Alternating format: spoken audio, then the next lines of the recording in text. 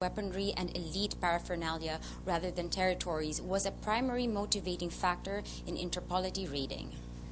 Now, returning to Blumentreit's map, you then get a sense of how life must have been like, what life must have been like for centuries. Before Christianity even entered the picture, the ancestors of today's Pangasinenses, Ilocanos, Tagalogs, Cebuanos, and Ilonggos, and so on, lived by the shore, engaged, as Junger puts it, in raiding, trading, and feasting. But after Spain conquered and converted this part, down south, the old ways continued, and now the question of religion entered the picture. And meanwhile, in the interior, in the forests and outside the Great Plains of Central Luzon, the indigenous peoples, neither Christian nor Muslim, lived as they had. Now, by 1890, a technological advance had finally settled the question of who would dominate the Philippines. The invention of the steamship finally allowed Spanish vessels to outrun the Moravinta. And with that technological advance, centuries of raids by Moros on Christian settlements in the Visayas and Luzon came to an end. And so too did the claims of independence of the last surviving Moro Sultanate, the Sultanate of Sulu, which accepted protectorate status under Spain in the 1870s. Now, since human history began, the societies that can stop focusing on raiding and concentrate on trading and farming do better. When they do better, their populations grow. And the introduction of modern farming and trade with the wider world led to an explosion of growth in the Visayas and in Luzon among Christians. And having many more babies and having many more of those babies survive, as the census shows in its historical data, particularly in the modern era, as documented by the National Statistics Office, tells you that what we have today is this. This is a Wikipedia map of ethnic groups per province, and we're focusing on Mindanao.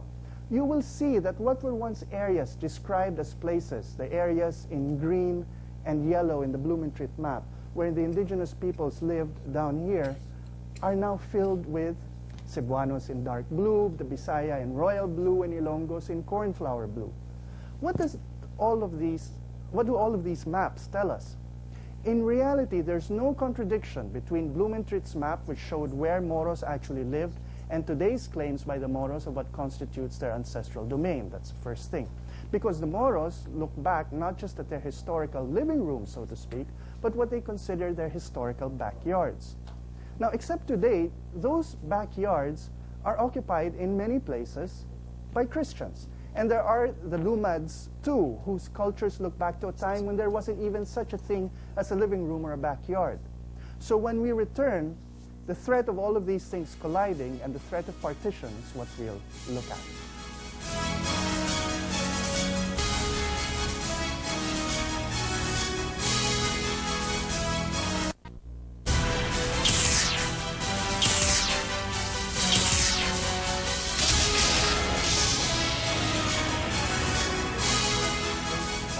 Gandhi meets with Muhammad Ali Jinnah in an attempt to bring the Hindus and the Muslims together.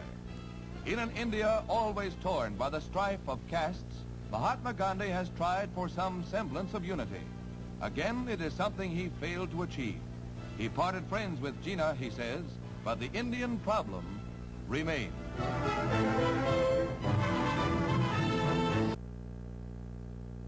3 years after this 1944 newsreel, the last chance to keep India unified failed. Jawaharlal Nehru, leader of the Congress Party, and Muhammad Ali Jinnah, leader of the Muslim League, decided to part ways despite the continuing efforts of Mahatma Gandhi to find some sort of unity.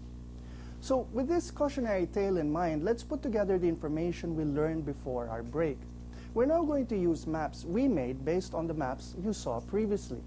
Now, before I start on this, I understand one of our audience has a comment about one of the maps we showed earlier. Yes, Malala, here's one of our studio audience. Good evening po, sir. There was this confusion because Professor Rudy Rodil, the vice chair of the GRP panel, presented to us a map when he had this roundtable discussion on the issue of Moro ancestral domain. And then the map was different with what you have presented. So we were just asking, I think the important thing to ask, for us to discuss is how was it different?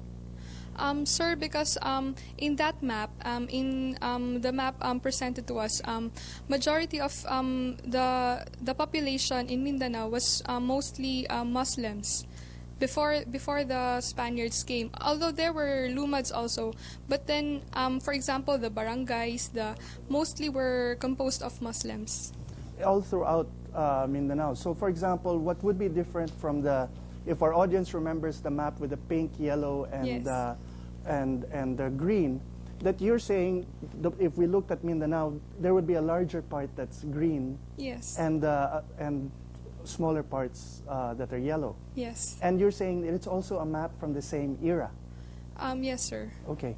Now, I haven't seen this map, but again, it only goes to show you that what we were basing our arguments on is that if you look at a whole bunch of maps, they all reinforce each other. So there could be, for example, in the case of this map that I haven't seen that you were pointing out, it could point to a larger claim that was, however, not reflected in what the others were saying. And it only goes to show you how contentious the claims can be.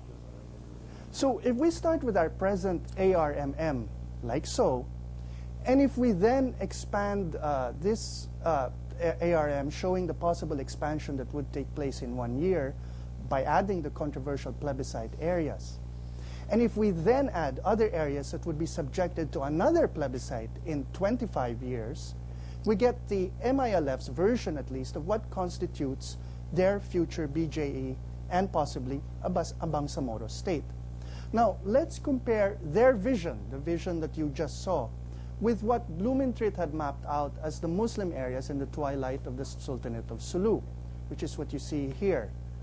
And let us compare that to the other map we showed, showing the demarcation line between the Sulu Sultanate and Spanish territory in 1892.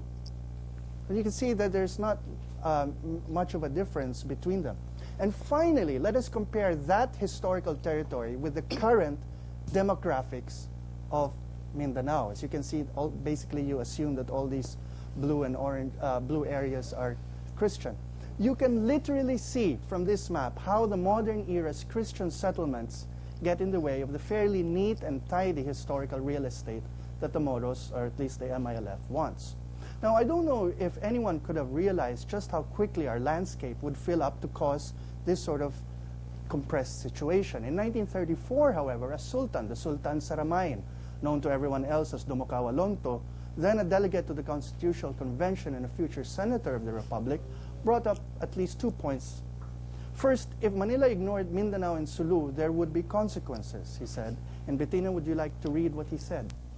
The government has not been expending much money on the islands of Mindanao and Sulu, but if the government will spend money on these islands, the returns will be great, because you are aware of the fact that the natural resources of Mindanao have not been developed, and if these natural resources are developed, they will be sufficient to support the whole Philippine Islands.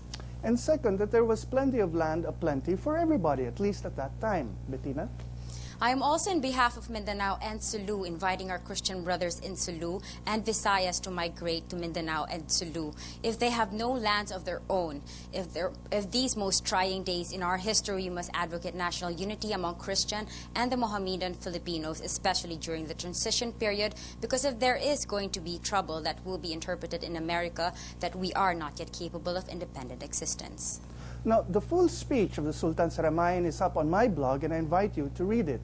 Now, he stated for his people and for all time the basis for peace and harmony between Christians and Muslims, recognition on the part of Christians of the traditions and customs of the Muslims and their ways and territory, and on the other hand, the need and the realization that all sides can live together.